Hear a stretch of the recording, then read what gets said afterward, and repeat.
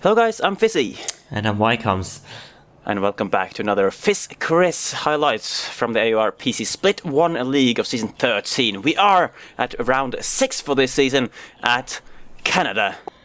Fuck. Oops. Well, to be honest, yeah. I mean, that track, technically, well, just looking at it, it's a pretty good track, but just for league racing on F1 games, it's maybe not as, doesn't have maybe the best reputation for league racing on F1 games, but we will see how it goes, I guess. Yeah, we will. I mean, Canada is a track where I love watching races, but personally I'm not a big fan of driving it. But of course, we will just see how it goes.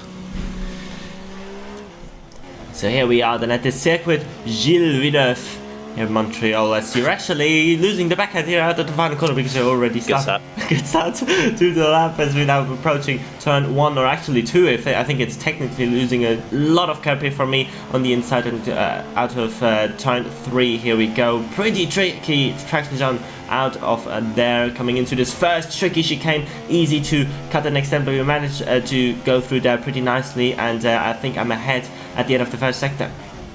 Yes, you are indeed. I noticed you got a lot better traction out of the second corner compared to me short shifting, using the short shifting technique a bit better. You got a bit of oversteer though out of that particular corner. Now you're grabbing some slipstream off the Renault of Papa Socrates. So there's a man sitting P1 in the session at the moment, and both of us navigating that chicane nicely without any off-track excursions either. A bit of oversteer from me that time, and now heading into the hairpin. Yeah, very, very crucial traction zone here once again, because it's going to be on the longer straight of the circuit, and I gained a little bit more time there, and you're using a little bit more track on the exit there, and there's now a lot of time to think through this during this straight for the final chicane, which is obviously very, very tricky. Braking at the 100 meter board, going over the curbs, you're very, very cautious. You're losing a little bit of more time to me there, and in the end you can see I will be 6/10 after 111.9. You are on a 112.5. Yep, I hate that final chicane, so let's pretend that doesn't exist, and let's look at the results. You are P2, and again you are so close to being pole, but you didn't get it. 9,000ths off. I was only P12, despite only being 6/10 of a second off you, which isn't actually that much, but yeah, really, really close qualifying here. At least, though, my lap time was actually a second better than whatever I did last season. Yeah, definitely. Yeah. I mean, time-wise, definitely your lap wasn't definitely not too bad, and you also will have.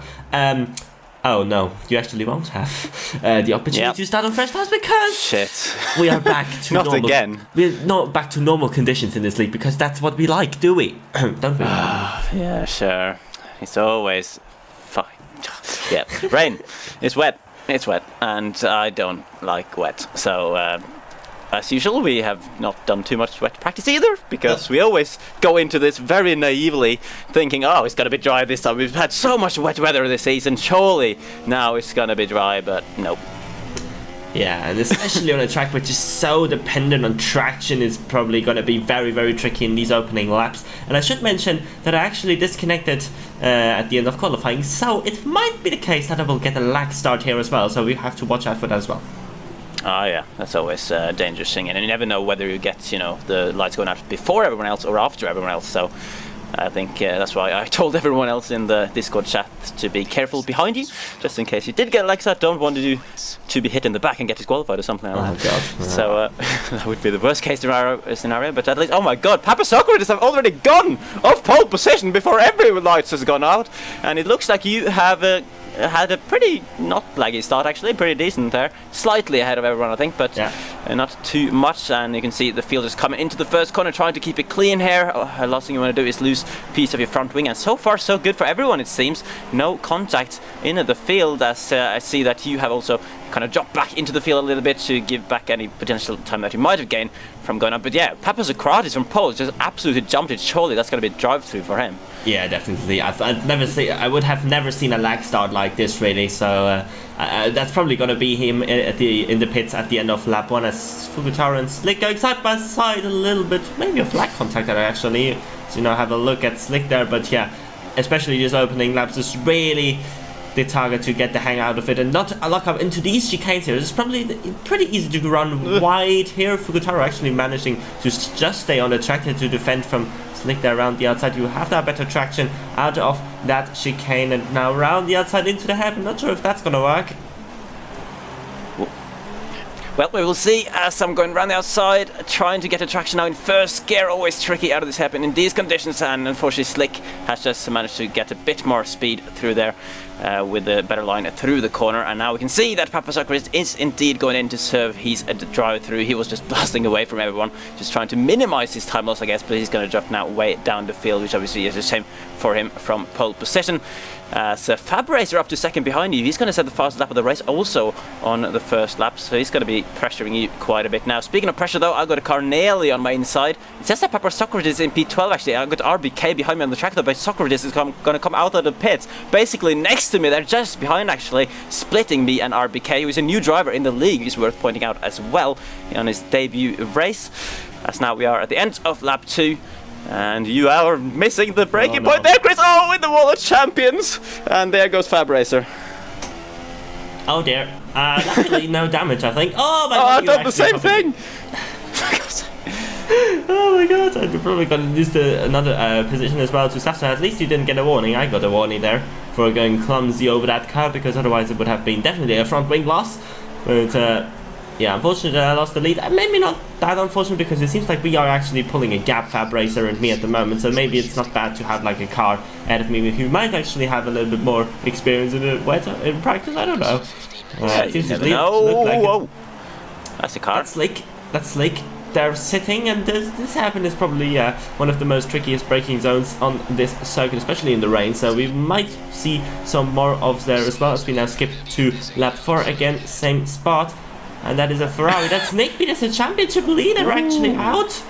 Well, not out, but, you know, dropping many positions. He didn't do too well in qualifying either, so that's not good for him, to say the least. Yeah, crucial for the championship there, Nick B. It's not usual we've seen those kind of mistakes from him this season, but yeah, another one has been caught out at the hairpin in the wet conditions. As Fugitaro has been caught out. That chicane. I've again run wide. Actually, that's a warning for me that time. And Fugitaro though has lost a lot more time from going across the hole, taking the Rosberg line across the final chicane. I might have a chance, although I thought he was going to move over on me there, so I backed out of it, because there wasn't too much space. At least I managed to defend from RBK, who again had the nose up my inside. Can I nail the traction though? It doesn't really look like it, because I was oversteering all over the place, but luckily still keeping my car ahead just about. So I'm really I'm under a lot of pressure in this midfield, really. Just holding on to the top 10 at the moment. And Fugitaro again is just drifting off the track at the first corner, rejoining. Can I take advantage of this? Let's have a look. I'm trying to get on the traction as much as I can to get up the inside into the chicane, and surely if I can hit the apex, there we go. I've got to the position of Fugitaro finally to go up to P9. So I've gained 3 positions from where I started.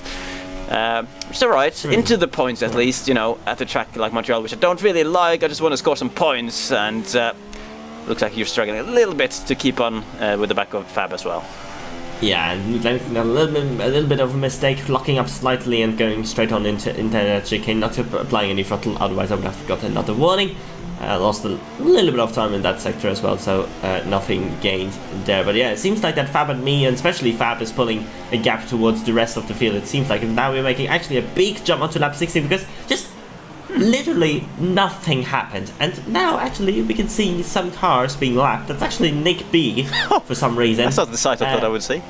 Yeah, getting lapped, and he seems to be very slow. I wonder if... we're gonna see it in a moment, I guess, but and he is actually on soft tires. That's very interesting. Oh, it's FisChris also. Oh, that's unfortunate actually for Papa. Also on the soft tire. Interesting. So very interesting. Yeah, very interesting. We are obviously at the halfway point in the race. If the rain was going to last till the end, you'd expect maybe that people would pit for another set of injuries at this point. But obviously, the weather forecast did say that it was going to dry up actually quite early on in the race. But we're at the halfway point now. This rain is still coming down at least a bit, so it's wet out on track. But a few drivers have seemingly taken the gamble onto the slick tires, and it was quite clear there from you going past Nick and Papa quite easily that it's not quite time for it yet. No, definitely not. You're still in P9, 5 seconds to the gap to Afro, but you definitely pull the gap to the cars behind. Slick now the car behind you, so you're definitely showing reasonable pace once you had, you know, clean air. As there's another car on slick tires, that's Chicane this time, who think, yeah, of course. I mean, these tires can't, you know, they will wear out, and probably some people thought, okay, probably can take the gamble once the tires are dead. You can see you are on 52%, which is actually pretty good, to be honest, considering it's set on the strategy that it will be definitely a one-stop for this race if it's not going to dry out. And that actually was a car coming out of the pits. They actually jumped the car in the pits. That was failure on super softs. So more people taking the gamble here. Very interesting, yeah. So as I said, as the tires are wearing out, people are taking the gamble. Maffis as well now, a lap down as well. It seems like a lot of drivers are going in for the slick tires, and it isn't working because you're going past so many of them who are being lapped. And obviously, I don't know, at this point, you kind of want to, since you think the track is going to dry up, so you want to try and stretch these tires until it's time, for the crossover point. As I'm now over the back of Ram, who was running very high up in battling for the podium. He was third, and now after his pits, he is slower than me, while I am still on the one intermediate. So, damn, it's a lot of drivers being caught out, and I think as long as this is the case, I'm going to just try and keep an eye on the gap to Ram now, really, and see. When, if at any point he starts catching me on those slick tires, because that would give you an indication of whether it's time to switch over. But for now, it definitely isn't.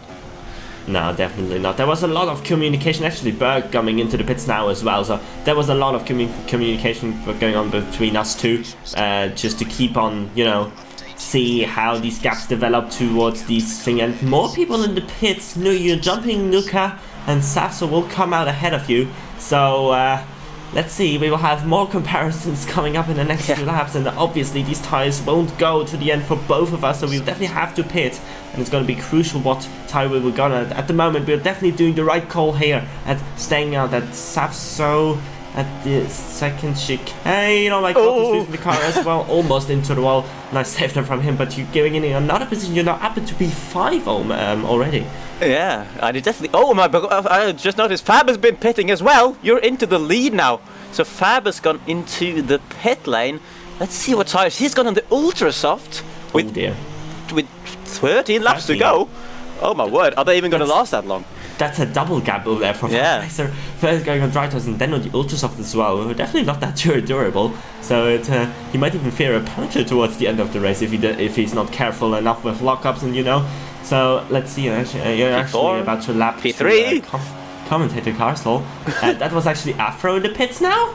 Yeah, it looks like everyone apart from us two and Slick at least have gone into the pits, because I've gone up to P3 from P9 where I was before everyone started taking gambles. So it's ridiculous. It's ridiculous, and obviously with all these people pitting and being around us on track, it will help us. Okay, that won't help us.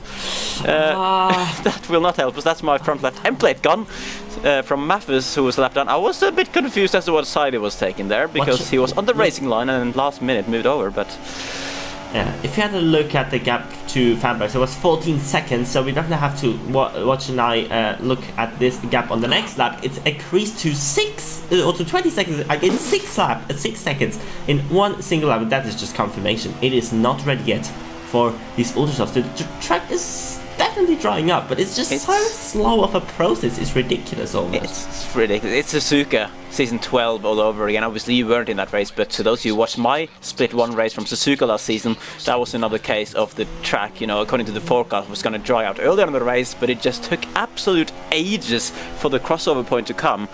And it seems to be a similar story here to that. It's just everyone getting caught out by how long the water is staying on the track here. Obviously the sun hasn't come out to help the drying up process. And you're now actually going to come into the pits because you have extended that gap to Fab. So I think we both agreed in the voice chat that it wasn't even a gamble for you anymore to go on the slicks now, because even if it's not time yet, Fab is going to have the same struggles, and you did have the gap to now come out into the lead.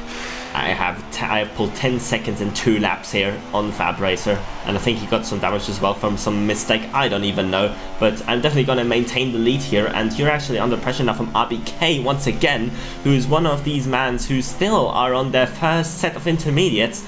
Yeah. So, and with only 10 laps to go, obviously you can't go to the end. We saw your tire wear, there as well. I think it's over 60% now. Yeah, 66%. So you will have to pit in the next couple of laps as well. And with the damage as well, it's not going to help you either. But RBK now up the inside, and the rookie doing a very, very good impression of himself, moving up into a podium position with only 10 laps to go.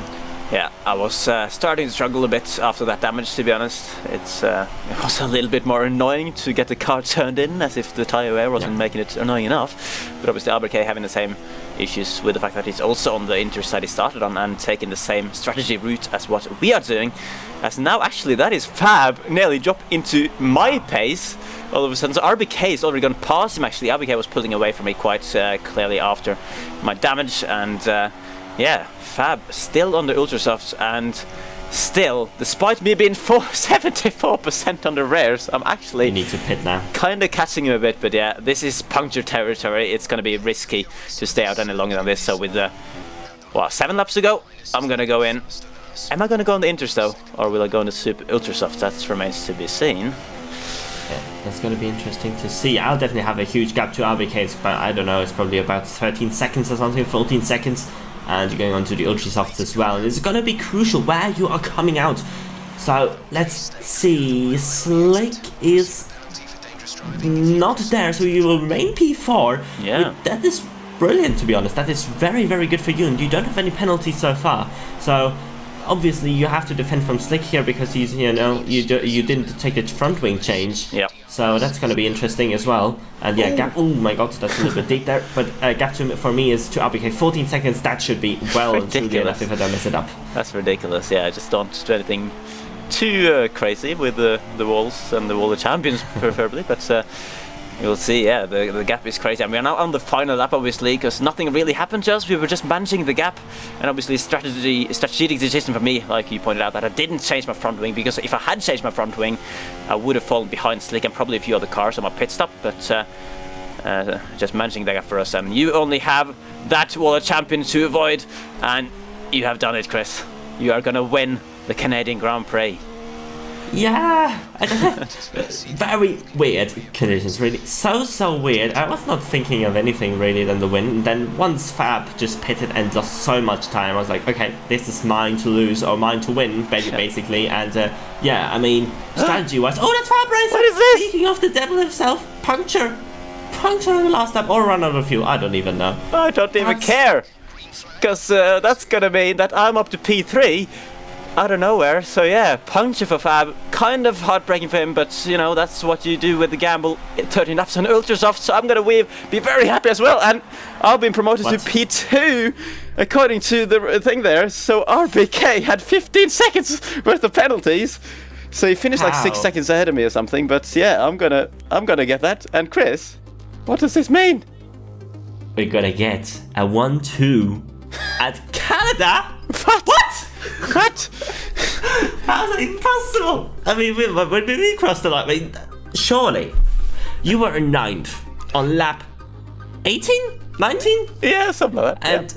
And I was like 2nd with, I don't know, well, I was definitely close to Fab, but then just everything kicked off. Everyone pitted too early or didn't have the tire wear to go any longer, and we just made the right choice here. And impressive as well from RBK not to pit at all. Yeah. That's ridiculous. He must have had fantastic tyre wear, but obviously those penalties putting him behind me, so that's all that matters.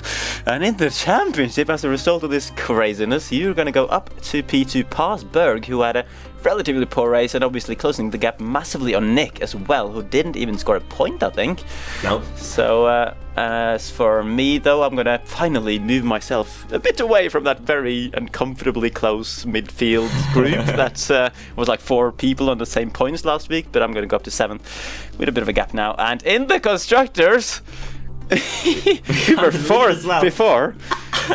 I was not expecting actually that. Someone pointed out in the race thread after that man leading by 2 points in the constructors. I was like, what? Wait a minute. How is that possible? Well, of course, Ferrari didn't score any points today, so that explains it really. And we got 43. So, I mean, I'm not sure what happened in this race. I'm not sure how we got that 1-2, but we just played it safe. We just did everything right we could, and that was the key today. It doesn't friggin' matter how we got to 1-2. All that matters is how we did. And obviously, it was a bit of a, strategic masterclass, I guess you can say, in terms of just reading the conditions and obviously reading what everyone else was doing and reacting to that as well. And obviously, I think our communication really helped each other as well. Yeah, definitely. So next track, gonna be Austria. Austria, definitely a good track. I think we both like that one, to be honest. And hopefully without rain. Yeah, hopefully with that rain, and hopefully we haven't used up our good result now at Montreal, which we didn't really like, to go into the track that we do like at Austria. But fingers crossed it's going to be a good race. I think we're going to round it off there. Crazy, crazy stuff at Canada. 1-2 for Manor, 1-2 for the FisChris Underdog Squad. So we're gonna take a breather, and we'll see you again in Austria. Bye bye. Bye bye.